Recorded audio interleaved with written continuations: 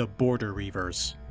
Scotland and its southern neighbour, England, have had a long and complicated history filled with bloody wars and uneasy alliances. Needless to say, there's been tension between the two countries for centuries. However, along the flimsy border between the two nations, known as the Debatable Land, were familiar clans of people known as the Border Reivers. Beginning roughly in the late 1200s, the Border Reivers were outlaws, thieves, raiders, and murderers who were both Scottish and English. They held no allegiance to either country and regularly engaged in rustling livestock from farms, kidnappings for ransom, and even murder.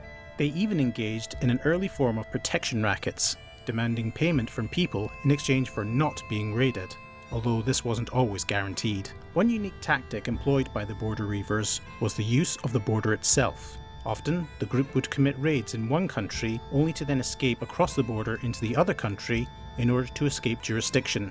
This continued for centuries right up until the beginning of the 1600s. By that time, Border Reivers had obtained clan status and had received land grants and various titles by the Scottish Parliament, and so criminal activities by the Border Reivers were simply not necessary, and so it just fizzled out. But the final nail in the Border Reivers' coffin was the Union of the Crowns in 1603, when King James became ruler of Scotland and England, thus removing the border between the two countries.